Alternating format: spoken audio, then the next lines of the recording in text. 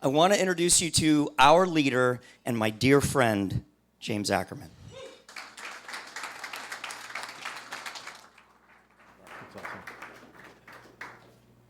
Good morning, and thank you so much for having me here today.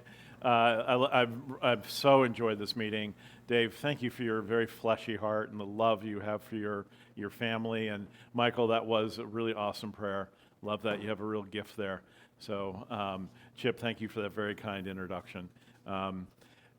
So, two of the four people in this photograph are my parents. So my mother is the actress, you've already seen a clip of her from Father Knows Best, the actress Eleanor Donahue, and this is her in the Andy Griffith Show. She played Ellie Walker, the pharmacy girl, and in Father Knows Best, which was before this, she was the oldest daughter in that family. And my father is the television producer Harry Ackerman, who before he became a TV producer, was the head of programming for CBS and developed TV shows like I Love Lucy and Gunsmoke and all of that. He would later go on to produce Bewitched, Dennis the Menace, Gidget, Flying Nun. So I grew up in LA, grew up deeply steeped in Hollywood. My parents are 25 years apart in age. My father raised a family with children who are basically my mother's age. And so when he divorced the wife of his youth to marry my mother, you can imagine how that went down. So I grew up in a household where, in many respects, it was a very strange dynamic because I had a mother who made my father feel younger, and I had a father who made my mother feel secure. Right? So it was a very kind of codependent, strange relationship. I have this quote here, Hallowed be thy name. My father prayed the Lord's Prayer for us every night, but he replaced hallowed be thy name with Hollywood be thy name. So he was a very funny guy. So this is my own family. And so I moved to New York City. So I right out of high school, instead of going to university, as Chip sort of hinted at, I went into the United States Coast Guard and served on a search and rescue team in Key West, Florida, and then served on Governor's Island in the middle of New York Harbor, which at the time was a U.S. Coast Guard base. And 1 month before I left the Coast Guard, at the age of 22 years old, I answered an altar call at Calvary Baptist Church on West 57th Street and gave my life to Jesus. And I was 22 years old. So, and everything's been perfect ever since. That's amazing how that works. No. So I meet this beautiful woman, Martha, at a mutual friend's birthday party in New York City at a place called Cafe Iguana, which was on Lower Park Avenue at the time, for those of you who may remember it. And then we would later have our two children. So that big guy on one side is Holden.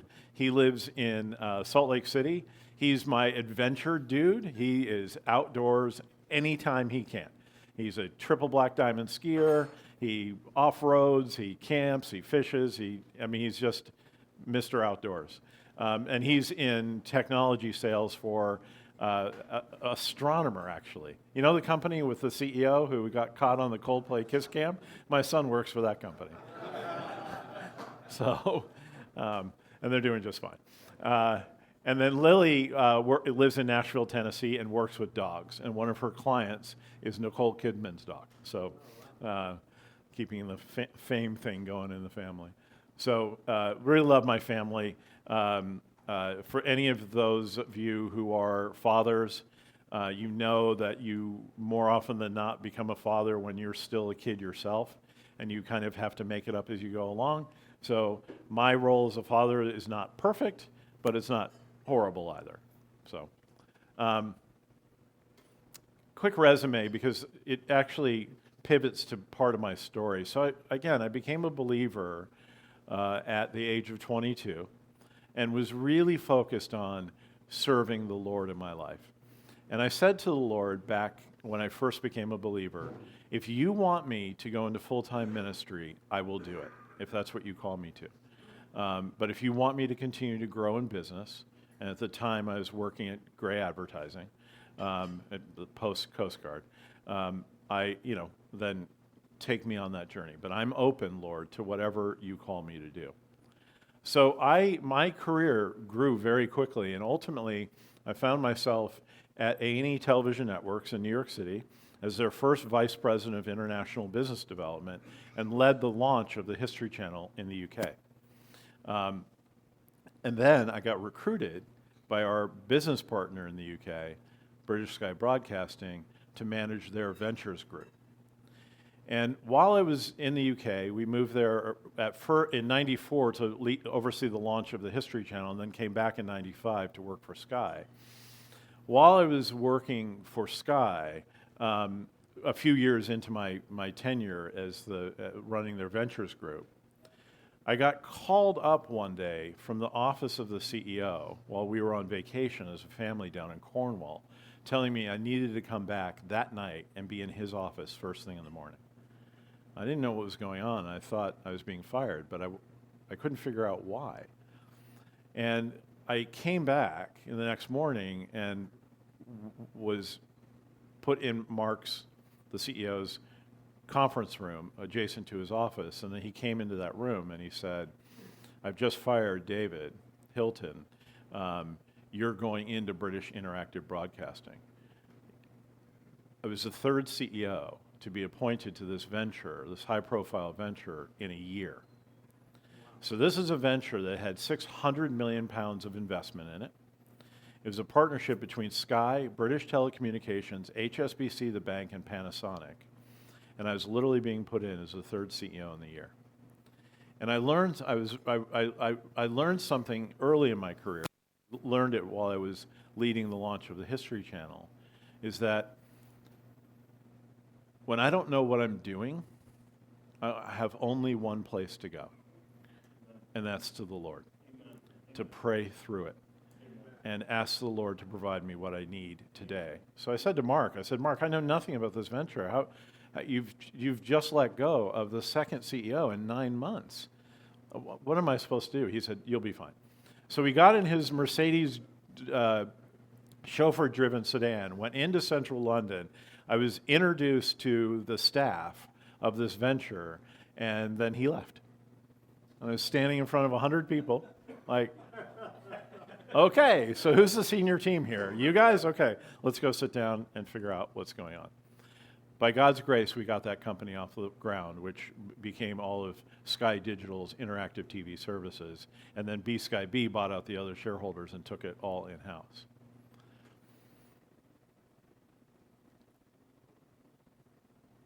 Let me know if you can relate to this. In my experience, there's always a significant gap between our efforts and outcome, right? We can do everything we can to bring our best to the table and work hard and put in the late nights and whatever it requires, but at the end of the day, the outcome, there's a gap. And in my experience, the bridge to that gap is Jesus, right? It's my faith that has taken this guy who didn't go to college, doesn't have an MBA, didn't have that kind of training, and enabled me to lead businesses through significant transition, whether that's the launch of a new company or a turnaround or whatever it may be. Now, British Interactive Broadcasting was so high profile that I was regularly on the news or in the newspaper. I remember riding the tube once to our office and staring at a guy reading the Telegraph, the business section of the Telegraph, and on the front page of the business section of the Telegraph was a picture of me. And people on the train were like, that's you. I was on BBC News all the time, ITV News, Sky News, I was in the Times, I was in the FT. It was amazing because I started to become if you will, a celebrity CEO. During this time, I Was invited to number 10 Downing Street 3 times. I met the Queen of England. Went to all kinds of black tie events. I was invited to speak at big conferences like the Merrill Lynch Media Conference. I presented at CES with Larry Ellison a live demo of our interactive TV platform. And all that adoration and all that praise and all of that went to my head because I loved it. I loved it. I felt like I was on top of the world, right? But what I didn't recognize at the time is all that adoration, all that praise, and all of that that I was soaking in and taking and receiving was starting to create a distance between me and the Lord.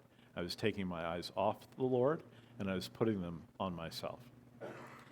So after the sale of the company, I became the CEO of a public company in San Francisco called Open TV, which provided the underlying technology for British interactive broadcasting and lots of cable and satellite operators around the world. And now I'm a vendor, right? I'm no longer leading a consumer-facing interactive television company that has me on the news all the time. I'm now a supplier of technology, and nobody could care less about who I am. Nobody knows who I am. And I started there in the fall of 2000, when the bloom was coming off the rose of the internet, and a year later 9/11 happens, and all of that. Suffice to say, it was a very difficult season. We had a lot of cash that we'd raised when we'd gone public, so we bought two public company competitors and 2 private companies and rolled them in together and laid off in total about 450 people and all of these things. But that season was an extremely hard season. And I wasn't feeling great about myself because I wasn't getting all this admiration anymore, and I was still focused on myself and my career and the stock price, and which was always going down, and not focused on the things that needed to be the priorities of my life, which was the Lord and my family, my church community, and those things. I had it all flipped the other way. So I turned to something that became a significant problem in my life. I became a porn addict. And I mean addict, right? I mean, if I said to you, I'm a heroin addict, you'd go, okay, that guy, is constantly shooting up or whatever. That's how bad pornography was in my life.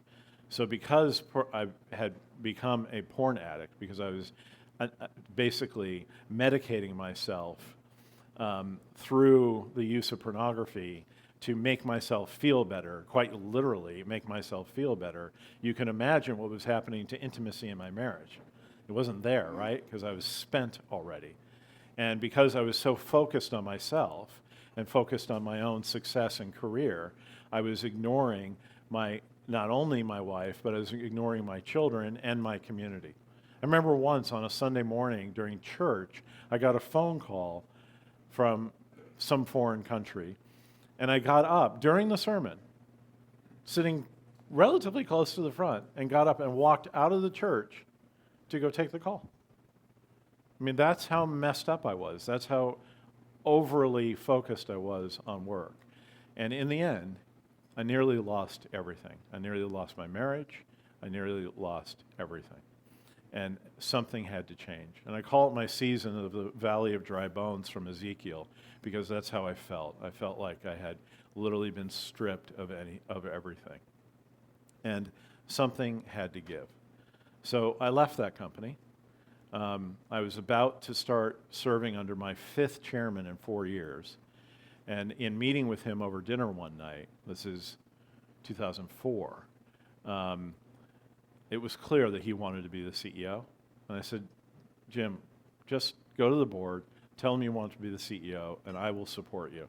And so I advised him behind the scenes for a year, which freed me up to focus on my addiction issue, focus on my marriage, taking long walks with Martha in the Marin Headlands and things like that, driving the kids to and from school, planning dinners for the family, I joined something called the Centurions Program, which today is known as the Colson Fellows Program. Read 20 books on biblical worldview in that year, and I learned to sail in San Francisco Bay. It was a completely transformative year for me because it took me from being a two-dimensional man who could only talk about himself and work, and I became a three-dimensional person again who could love and honor his wife and had his priorities set right and was walking with the Lord again and was not focused on him first, but focused on other things, right? And it was a really transformative period. And during that year, I met a guy at Prison Fellowship at a father-son retreat who invited me to go to prison with him. This is 2004. Fall 2004. And I went to prison with him and to see a prison fellowship program. And I walked into that prison yard and I felt at home. I felt like I belonged there. I just felt comfortable there. I realized these guys are just like me, just like you. They made mistakes that led to them being where they are, but I just come off of a whole season of making nothing but mistakes. And so I felt empathetic towards them. I felt like I belonged there. And I came back home and I told Martha, I've got to get involved in prison ministry. I really feel called to this. And she said to me, this is not why I sent you on a father-son retreat. But that's all right. So God took us on a real journey, took me on a real journey in prison ministry and with Chuck Colson, who I count as a mentor. My time in prison ministry started in San Quentin, just north of San Francisco, on death row. And long story short, a woman in our Bible study that met in our neighborhood said that she had a friend who had been counseling this guy on death row, but he couldn't do it anymore and was looking for somebody to take over for him. And I was like, I'm down. So that's where I started. In fact, the very first time I went into San Quentin to meet him, they called the condemned unit at San Quentin. And they take you into a cage, basically, as the visitor. And they close the door behind you. So it's basically a cell, for all intent and purposes. And then they bring him fully shackled. I mean, ankles, wrists, waist, like this, into the cage, close the door, unshackle him, and I'm sitting there going, what am I thinking, right? This man has been convicted of 6 murders, and I'm sitting here in a cage with him, and he's no longer shackled. It was crazy. But he had given his life to Jesus during his trial, and he just needed somebody to counsel him in the Bible and talk with him and befriend him. And it was a beautiful thing. It was a wonderful season. Later go on to teach life skills in a prison in outside of Nashville, Tennessee, called Riverbend Maximum Security. And I love that experience, teaching guys how to write a resume, how to conduct themselves in a job interview, how to write a household budget, things of that kind. Did that for years, and just love the experience of going into prison and honoring these men and working with these men. So fast forward, 12 years later, from this time that I first started volunteering in prison, I would learn that the president and CEO of Prison Fellowship had left, and they were looking for somebody new. And I said to Martha, I have so much passion for this work. Do you mind if I throw my hat in the ring? So I wasn't found by the search firm that they'd hired. I cold called them and said, I'd like to be considered. And I got hired into the role 4 years after Chuck Colson had passed away. The ministry was in a downward slide, really very directionless. The culture was toxic, very siloed, and it needed a traditional turnaround. And was able to see new board members come on board, like Chip, like Irene. Both served under them on the board of directors at Prison Fellowship. Irene, you're still on the board, yeah? Yeah, nice. And just loved the experience of walking through that and seeing Prison Fellowship experience a complete turnaround. And then once the turnaround was done, COVID came. So I got to lead it through COVID as well, which was an amazing time for us because God allowed us to leverage technology to create a video on demand platform to continue to minister in prison when all the prisons were shut. It was amazing. It was amazing. And what happened to the revenue, donations during that season? They just went up. So it was a really, really special time. My wife, Martha, that's her in the middle. This is Jonathan Marvin, who is one of the best leaders I've ever met. He's in R.J. Donovan, the same prison as the Menendez brothers. And he leads a program there where he brings in speakers, kind of like NCS, to talk to the men about all manner of things. He brings in scientists and professors and CEOs and whatever. He had me come in and teach a class once on public speaking, which is something I love to do. In prison for murder on a 25 life sentence. He's hoping to be paroled one day. My wife Martha, after I became the CEO of Prison Fellowship, felt called to develop a restorative art curriculum, which she did with a young woman named Stephanie Siegel. And that became known as Create New Beginnings. And Create New Beginnings has now been published by Tyndale for women everywhere. And it's now in 78 sites, 60 of which are prisons, women's prisons. The other 18 are Salvation Army, ARCs for women and things like that, halfway houses. And the Federal Bureau of Prisons is rolling out Create New Beginnings to every women's prison in the federal system as we speak. It's really amazing. So we became partners in ministry along the way as well. So a nearly failed marriage turned out to be two people who served together in ministry. You've seen that verse before. This is really what NCS is all about. Experience abiding friendship in Jesus. I remember the first time I heard that phrase, and it was from my mentor, who's Mike Timmis, if you guys have ever met him. And he talks about friendship with Jesus. I'm like, what does that even mean, right? Abiding friendship in Jesus and authentic friendship with one another. It's not the easiest thing to stand in front of a room full of people and say you have a pornography addiction. But I do it because invariably, every time I do, somebody comes up to me and says, either I was where you were or I am where you were. And so it allows me to help support another brother who is struggling, right? And that's extremely important. Last March, I was asked by Chip Roper, who leads the Manhattan chapter and is the chairman of the board of NCS, if I would meet him for lunch. I agreed to do it. He said, we're going to part company with our president, CEO, and I want to talk to you because of all your turnaround experience in advising our board on how to develop a roadmap for NCS going forward. So I agreed to do that, and in June met with the board to present my findings and recommendations, many of which are on this slide. I'm not going to walk through them all, but as a general premise, or just quick general overview, I came to the conclusion very quickly that the role of National is to provide value and support to the chapters. All of the action happens here. This is where it happens. So National's role is to be in a service role, not in a supervisory role, right? National has to find ways to create value.